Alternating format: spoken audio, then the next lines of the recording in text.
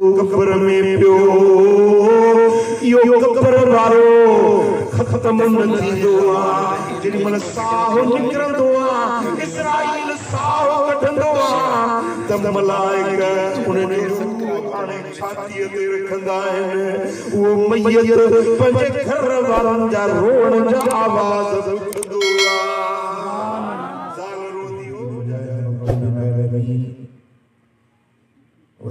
बिस्मिल्लाहिर्रहमानिर्रहीम। दोस्तों असांजी चैनल खे सब्सक्राइब वीडियो खे शेयर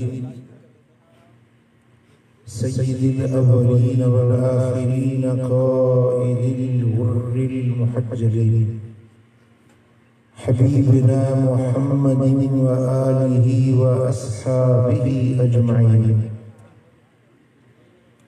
अशहदु अन ला इलाहा इल्लल्लाह वअशहद अन्न मुहम्मदन अब्दुहु व रसूलुहु।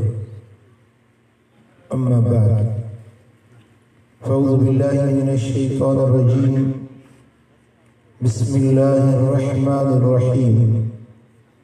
यासीन वल क़ुरआनिल हकीम इन्नका लमिनल मुरसलीन अला सिरातिन मुस्तक़ीम। सदक़ल्लाहु मौलाना अल-अलीयुल अज़ीम। इन्नल्लाह व मलाइकतहु युसल्लूना अलन नबी या अय्युहल्लज़ीना आमनू सल्लू अलैहि व सल्लिमू तस्लीमा। अल्लाहुम्मा सल्लि अला सय्यिदिना व मौलाना हबीबिना मुहम्मदिन व आलिहि व अस्हाबिहि अजमईन। मुझा प्यारा दोस्तों बुजुर्गो भाइयों,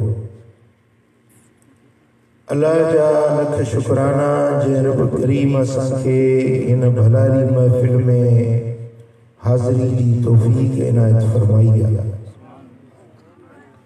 खुश नसीब बचड़न कुरान पढ़ियो आहे ऐं उन ख़ुशीअ में उन्हनि खे टोपी ऐं चादर जो तोहफ़ो ॾिनो वियो आहे। अल्लाह करे शल सभिनी जा बच्चा कुरान जा हाफ़िज़ दीन जा आलिम बणजनि। चओ सुभान अल्लाह। बख़्त वारा उहे इंसान आहिनि जेके कुरान पढ़ंदा आहिनि, कुरान सिखंदा आहिनि, कुरान सेखारींदा आहिनि। मदीने वारे साईं फरमायो खैरुकुम मन तअल्लमल क़ुरआन व अल्लमहु। तव्हां में सभिनी खां भले में भलो माण्हू उहो आहे जेको कुरान पढ़ंदो आहे ऐं ॿियनि खे कुरान पढ़ाईंदो आहे। असां सम्झंदा आहियूं जे वटि दौलत हुजे, पैसो हुजे, माल हुजे, बंगला हुजनि, वॾियूं गाॾियूं हुजनि, असां चवंदा आहियूं इहो भलो आहे, इहो इज़त वारो आहे। पर मदीने वारो साईं तो फरमाए त भलो उहो आहे जेको क़ुरान पढ़ंदो। सुभान अल्लाह। अञा बि चओ सुभान अल्लाह। जे न ॻाल्हाइण जो रोज़ो रखी आया आहियो त पोइ चुप करे वेहो। जे कुरान जी तारीफ़ वणेव त चओ सुभान अल्लाह। माशाअल्लाह। सुभान अल्लाह। सुभान अल्लाह। कुरान उहो रब जो कलाम आहे जंहिंजो पढ़ण इबादत आहे। सुभान अल्लाह। जंहिंजो याद करण इबादत आहे। पर कुरान खे रुॻे खोले ॾिसण ज़ियारत करण में इबादत आहे। जेको कुरान जो दीदार वेही करे न, कुरान के खोले रुगे ज़ियारत वेही करे, नजर कमजोर दस्त नजर चिटी थी। सुभान अल्लाह। दिल ऊंधा ही दस्त दिल रोशन बढ़ती वेंदी। जेको कुरान जी ज़ियारत करे, कुरान के सीने सां लाए, कुरान के अखियुनि सां लाए, अल्लाह उन जे अखियुनि के सीने के दिल के मुनव्वर ऐं रोशन बणाए छॾींदो। चओ सल्लल्लाहु अलैहि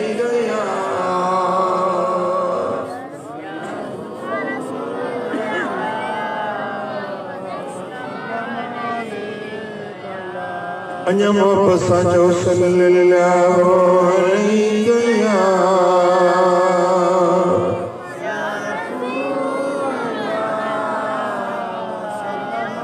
कुरान इंसानी कलाम नाहे, यो अल्लाह जी ज़ात जो कलाम। कुरान जो शान ॿियनि कलामनि जे मथां ईअं आ जीअं अल्लाह जी ज़ात जो शान पंहिंजे पाननि जे मथां इंसान बना रब जी मखलूक उन्हनि का रब जी ज़ात जो शान आला ऐं बाला आहे।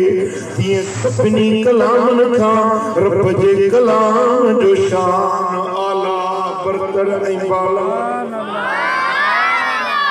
हीउ कलाम आ जेको निभागनि खे सभागो मितोरनि खे सतो बणाईंदो आ। हीउ उहो कलाम आ जेको जहन्नम खे जन्नती बणाईंदो। हीउ उहो कलाम आ जे पढ़े त पढ़ण वारे ते रहमत, जो ॿुधे त ॿुधण वारे ते रहमत। कुरान जो जेसी ताईं आवाज़ पहुचे हर सुखी आली शइ ते रब जी रहमत वसंदी आ। सुभान अल्लाह।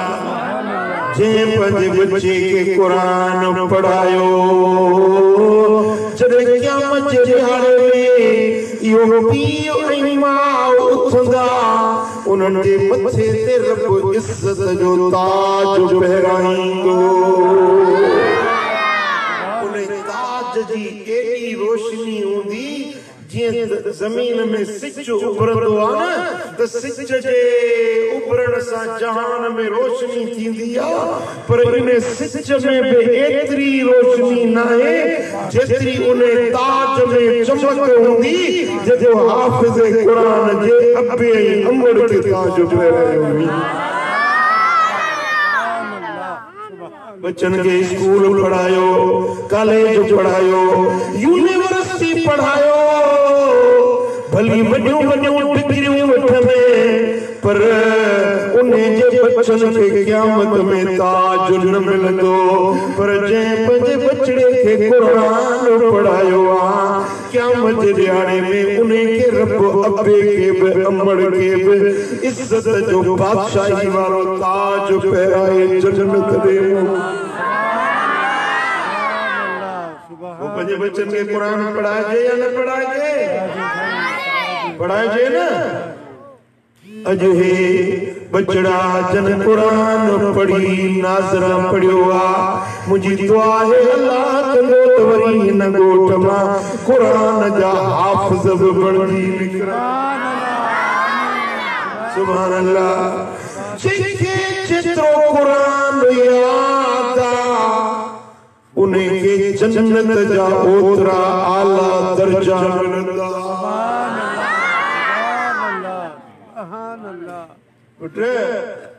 जन्नत जा एतिरा दर्जा आहिनि जेतिरियूं क़ुरान जूं आयतूं आहिनि। ऐं तव्हांखे ख़बर आहे त क़ुरान में आयतूं घणियूं आहिनि?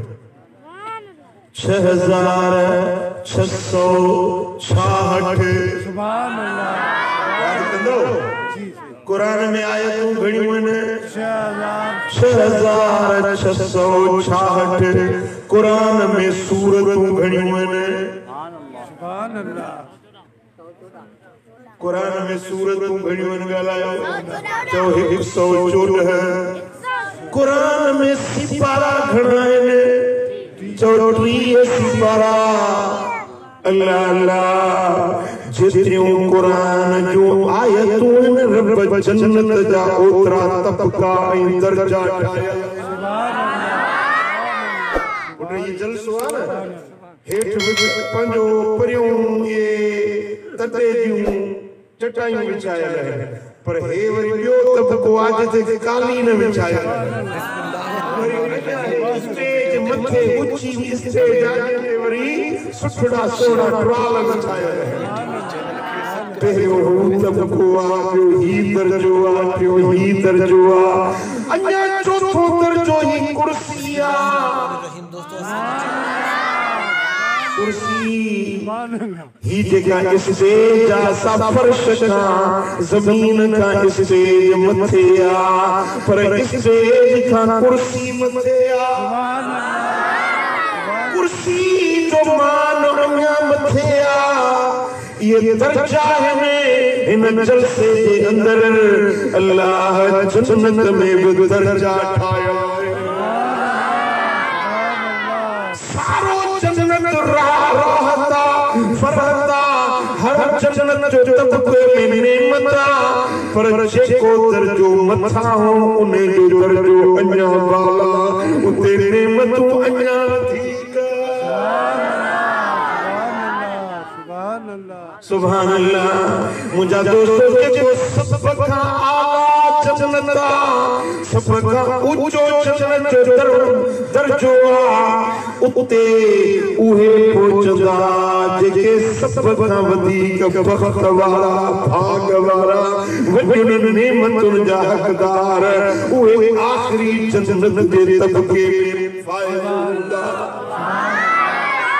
जो खबर तहां के भी जन्नत जो को दर्जो खपे या न खपे टे जना हाथ खणो था सुभान अल्लाह पैसा जमा में लाख रुपया तो दिया त हड़ई मथे हथ खणो सुभान अल्लाह मां जमा लाख रुपया तो दिया के खपे त हड़ई हथ मथे खणो लाख खपे जन्नत न खपे गलायो तो के लाख रुपया मिले अजुन सुभाणे सुभाणे न परिय लखो खत्म थी विंदो फसा थी विंदो पर जन्नत जो हिकड़ो दर्जो मिले फमल न थींदो जन्नत जो नेमतूं कॾहिं खुटंदियूं न जेको जन्नत में वियो सो सदाई मज़न में सदाई राहत ऐं फरहत में सुभान अल्लाह मुझा दोस्तों मदीने वाले साईं फरमायो त जन्नत में एतरा दर्जा एतरा तबका है जेतिरियूं कुरान जे अंदर आयतूं जेके हिकड़ी आयत याद आ वो जन्नत जे पहिरें दर्जे में हूंदो जेके आयतूं याद है वो जन्नत जे ॿिए दर्जे में हूंदो जेके टे आयतूं याद में वो जन्नत जे टे दर्जे में हूंदो जेके चार आयतूं याद हैं उनके बेहश्त जो चौथो मकाम आला मिलंदो अल्लाह अल्लाह ओ टिमलो वाला जेके 100 आयतूं याद उनके 100 दर्जो आला मिलंदो पर जेके 1000 आयतूं याद आहिनि उन्हें जो 1000 दर्जा रब बुलंद कंदो पर भाग वारा उहे जेके पूरे कुरान जा हाफ़िज़ आहिनि 6666 आयतूं जिन खे याद आहिनि उनखे जन्नत जो सब खां ऊंचो आला दर्जो रब नसीब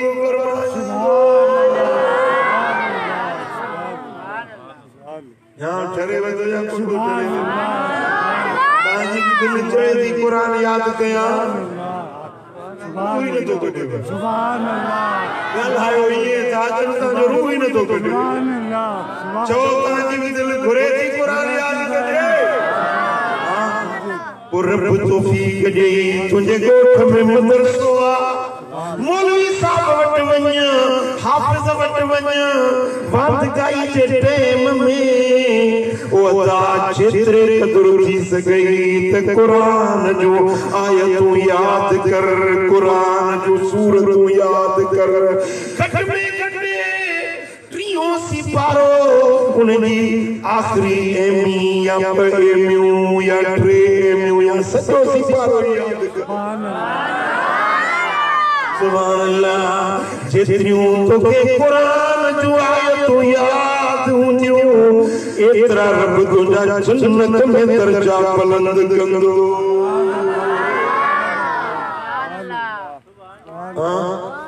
दुनिया वारा भली स्कूल कॉलेज पढ़ी मैट्रिक करे अचन इंटर करे अचन या सही मुझा यूनिवर्सिटी में डिप्लोमा करे अचन या पीएचडी की डिग्री वठी अचन बीए एमए एलएलबी करे अचन पर उन्हनि खे जन्नत जा दर्जा कोन मिलंदा जन्नत जा दर्जा उन्हनि खे मिलंदा जेके क़ुरान याद कंदा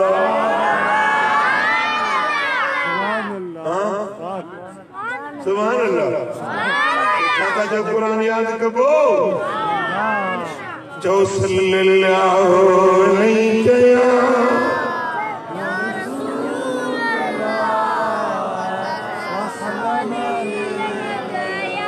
अन्या मोहब्बत सा जो सल्लल्लाहु अलैहि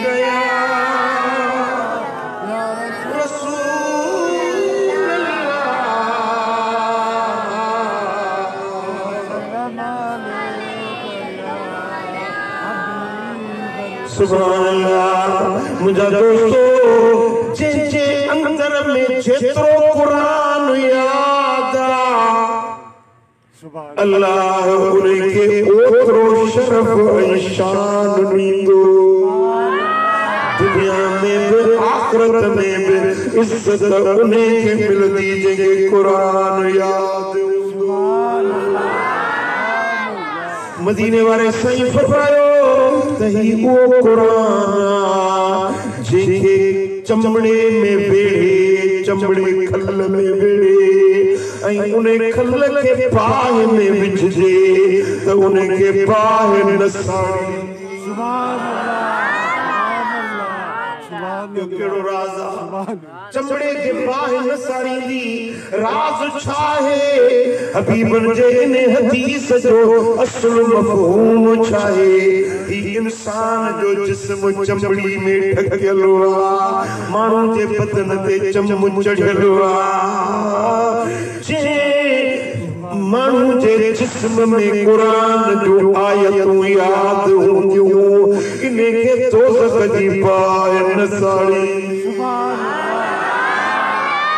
इनके जहन्नम जी पाए नसाड़ी दी जे पंजे अंदर में कुरान की याद कयो जो सल्लल्लाहु अलैहि कया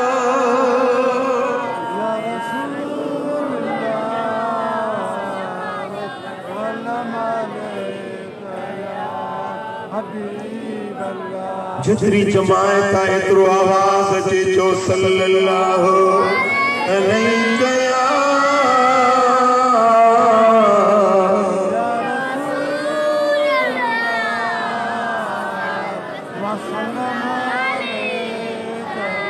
सुभान अल्लाह मुझा दोस्तों ही कुरान जे सीने में आ कुरान जे अंदर में याद आ जने क़यामत जे ॾियारे में उथंदो त इहो वजूद नूर वांगुरु हूंदो सुभान अल्लाह इहो कुरान जो हाफ़िज़ ईंदो त रब फरमाईंदो इन सभिनी का हिसाब किताब कंदुसि पर कुरान वारनि खे बिना हिसाब जे जन्नत सुभान अल्लाह क़यामत में भी इन्हनि सां भलाई कब्र में भी इन्हनि सां भलाई जेॾी महिल कुरान जो हाफ़िज़ कब्र में पवंदो त अल्लाह उन जे कब्र खे एतिरो कुशादो कंदो जेसीं ताईं उन जी नज़र पहुचंदी ओतिरी उन जी कब्र कुशादी थी माइटन उनके कफनी ढकाए पूरियो हो अल्फी ढकाए कफन ढकाए पूरियो हो रब फरमाई तो मलाइको कुरान जो हाफिज मिट्टी में आयो ये कफन लायो पट जा गाते ला छायो पट जो पोशाक ऊपर आयो अकल सही हरीर रेशमी पट जा लिबास पायो इनके कब्र रोशन करे जो मानू सुमंदा है कुरान पढ़ो थींदी माण्हू निंडू कंदा आहे वेही क़ुरान पढ़ंदो